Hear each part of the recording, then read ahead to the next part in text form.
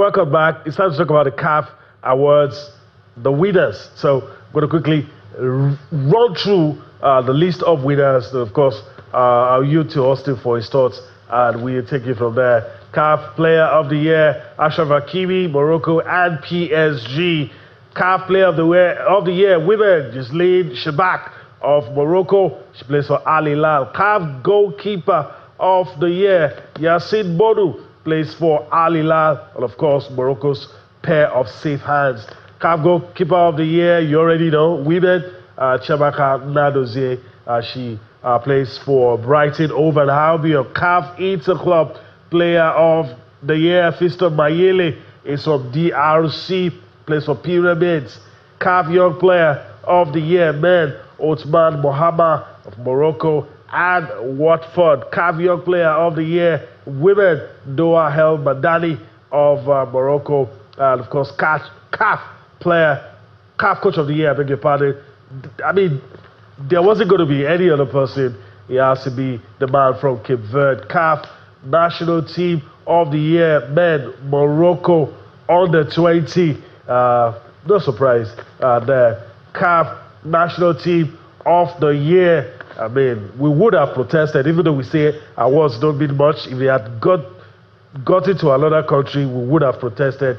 So he went to Nigeria. CAF Club of the Year, Pyramids of Egypt. Referee of the Year, Omar Abdul Kadir of Somalia. And of course, you're looking at, for women, Shamira Nabada of Uganda. Assistant referee, Tabara Doji of Senegal. So these are the awards. We talked about how the winners are picked.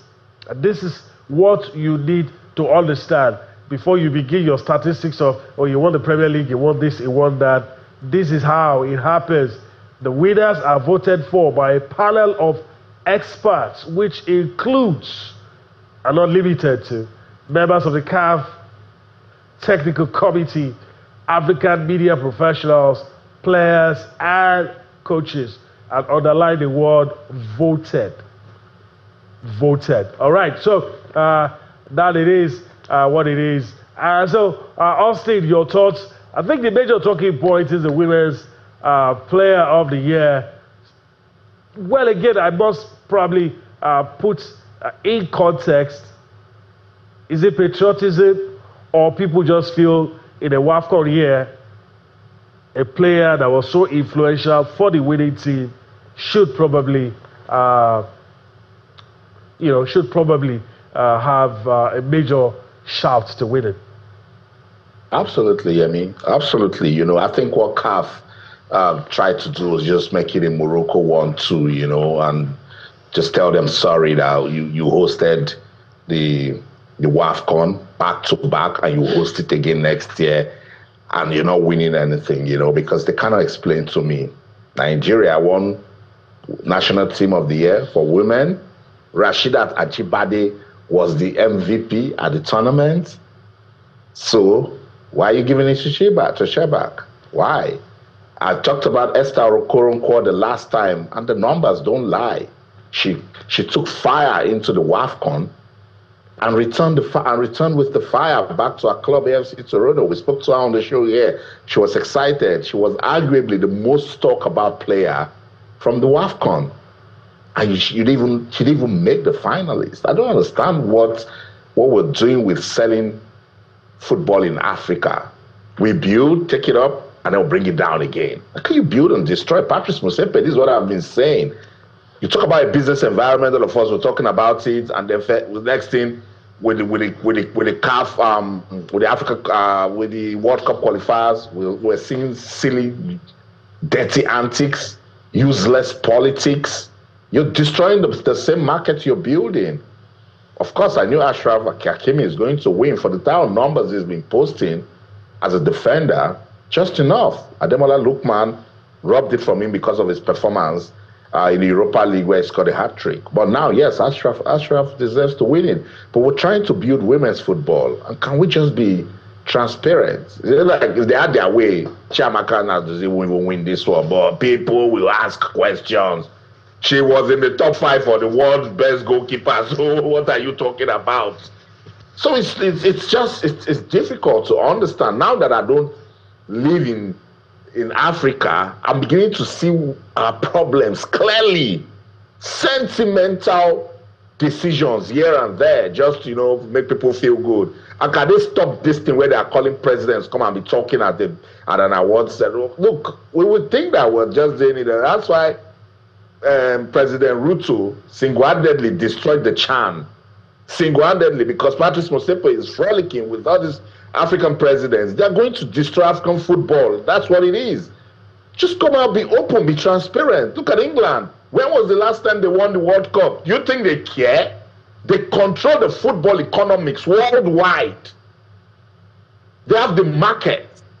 That's how we should be thinking in Africa. They do the right things that will make you come close to them. There's no football conversation you're having in the world that you still won't call them. If Italy is not careful, they will miss out on the World Cup for a third time in a row. They don't care. The economics is looking good. They are still producing talent. The league is still on fire. It is marketable. That's how to think. Think long-term, Africa. That's my point. Let's get on, please. I don't know if there's anything left to say, Damilola. A very passionate exposition from Austin, and I agree with everything that he has said. The biggest confusion I get from sporting awards, not just African awards. Don't forget that even at the Ballon d'Or, sometimes you have a player in the top 11 and yet he's not in the final 3 of his own category. We've seen that happen a couple of times. Is that, can these bodies just come out and tell us what they are actually using to pick the best player? Mm-hmm. What we all assume, because I'm saying we assume it, is that in a World Cup year, in an AFCON year, in a WAFCON year, the best player... The major determinant. Is the major determinant for that year. In a year where you don't have the WAFCON, maybe you can look at club level. I mean, like Austin said, the moment Okonkwo wasn't on this list, and it's not about being Nigerian. You can't tell me that the biggest women's football tournament on the continent, which is the WAFCON, the best player that you picked as the best player of that tournament. From that tournament. The captain of the winning side that lifted the trophy is not your best player on the continent for that year. It's strange. It's more like you're just making joke of the whole thing. And I don't care. You try to defend them by saying these are the people that voted. Come on, all those people that voted, I need to see the voting sheet. Okay, I guess it's just because we could go on and on. But I guess this is a good place to let it land. And with the end of the conversation on the CAF Awards, we'll take a breather. You see us in the next few seconds.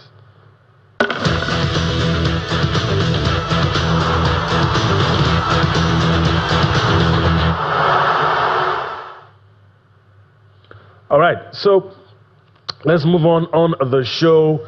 This next thing leaves a sore taste in my mouth, but I have a job to do, so I'll do the job. The Intercontinental playoff. I never thought I would be talking about the Intercontinental playoff without Nigeria in the mix, but it is what it is, and we have a job to do. I'm going to go across now and talk about it. It's still a bit painful. I thought I've gotten over it, but I have to admit, it is painful. All right, Intercontinental playoff fixture. New Caledonia. For the semifinals, New Caledonia will take on Jamaica. Bolivia will take on Suriname. Then, of course,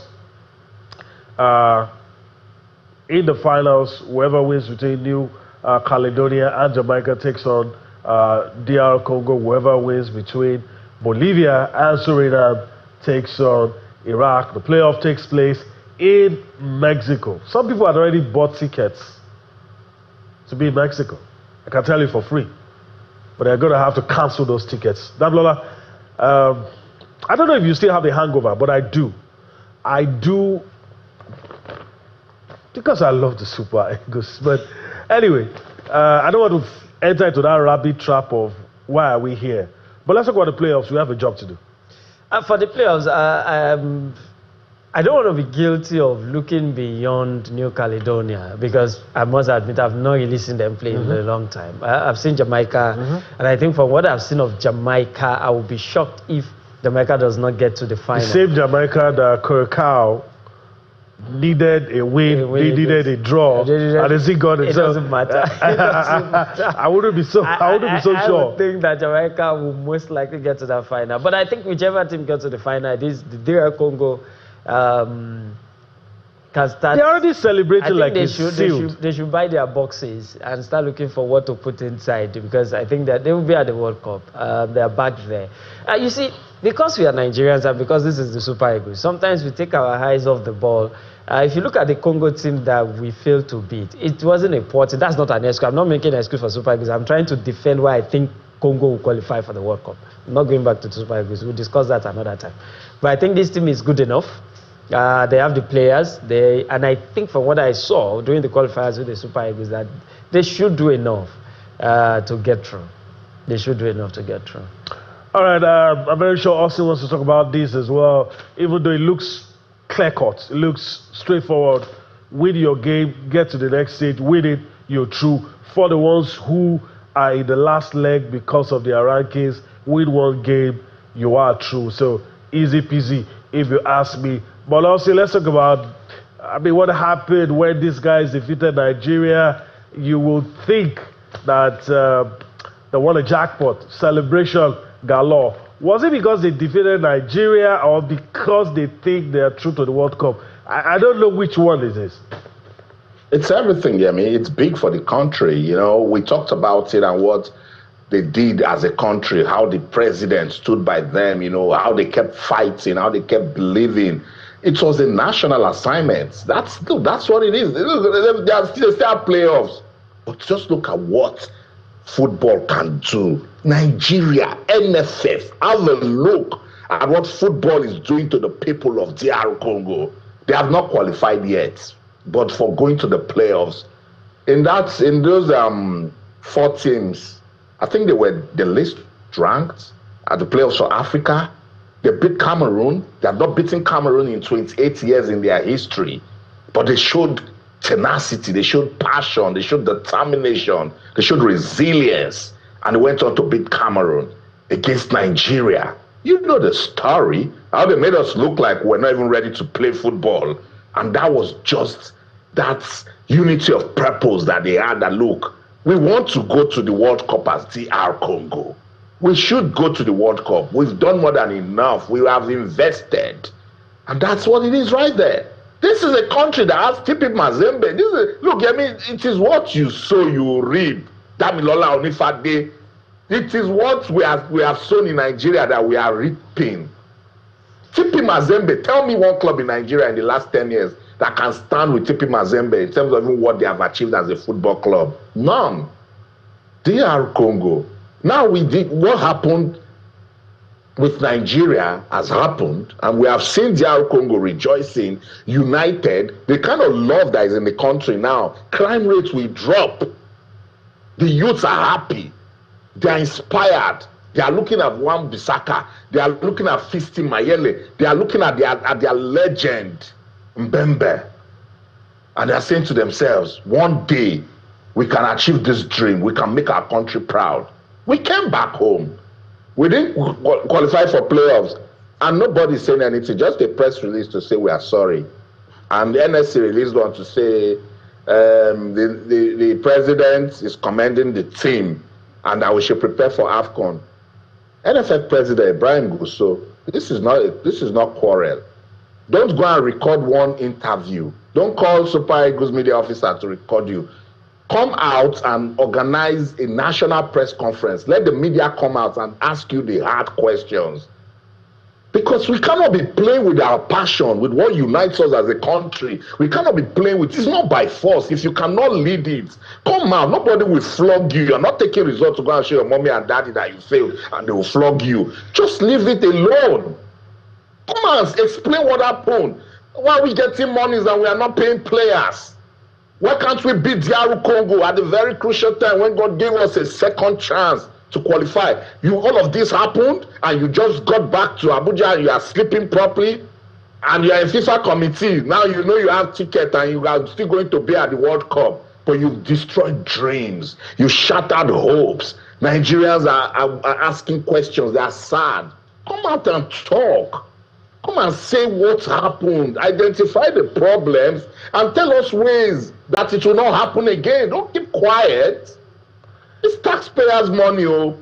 This thing, people are still suffering the blood pressure from Sunday, Yemi. Yeah, I mean, even those of us who thought we were strong, I mean, on live TV, I had to admit there were portions of that game that I didn't see. No, because I loved myself too much to stay there. The moment I equalizer came in, I'm not going to do this again. But you see, the question is, just like Austin said, I consider some things very insulting. And I'm trying to resist the temptation because we have a few minutes, but this is the first time you're here, so let me allow you to talk about it. If you're telling us that the president gave you everything that you, because that's what the press release said, the president gave you everything that you needed and blah, blah, blah, blah, who are we going to hold accountable for this embarrassment? Somebody needs to be saying something, and not just like us, it's not a choreographed interview, not something that you go behind the scenes and don't allow some people you think we're going to be hostile, in the spirit of transparency. For me, there is no other person to hold responsible but the federation. If you tell me that the players are not committed, the federation keeps calling them. If you tell me the coach didn't get it right, the federation is still responsible for hiring the coach. And maybe the only area where I disagree with Austin is Austin saying you reap what you sow. I am not even sure we sowed anything.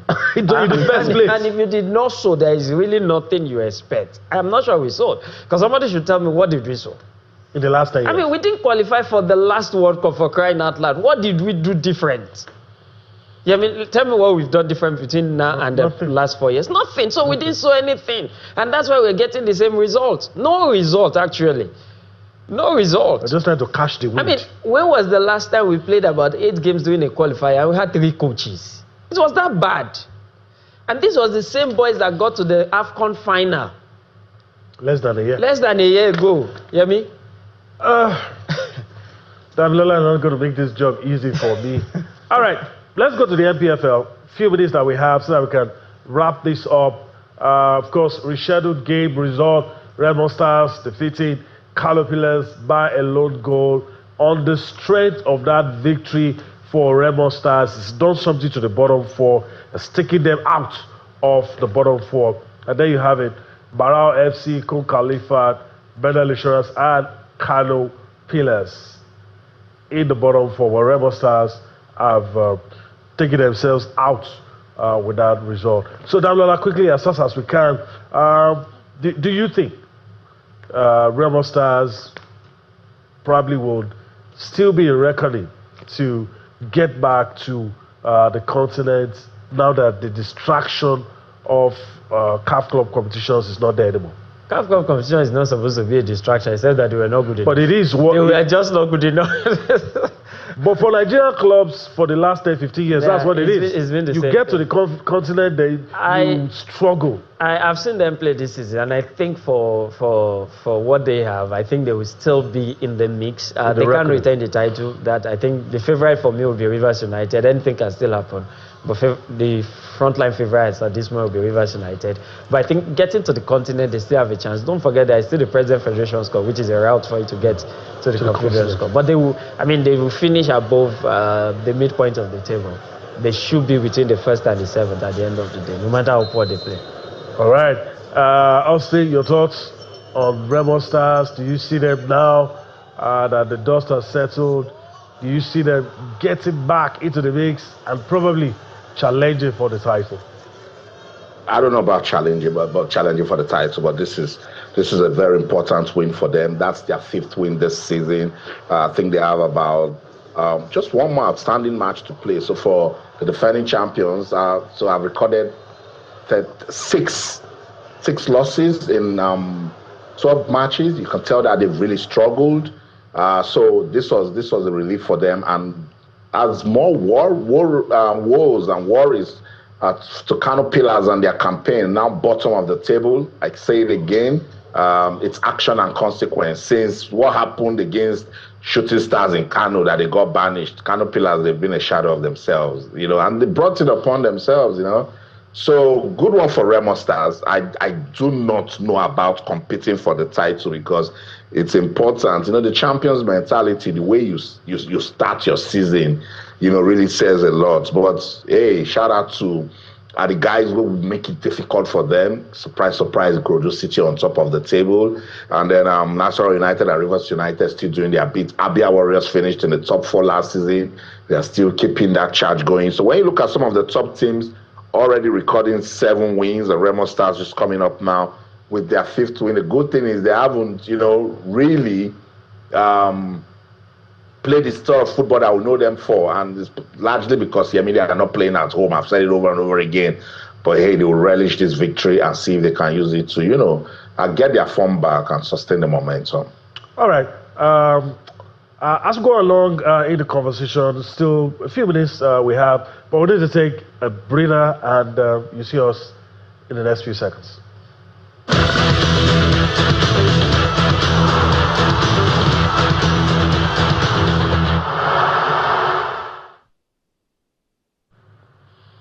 All right, so we're on the home stretch, probably just a minute or two before we call it a day.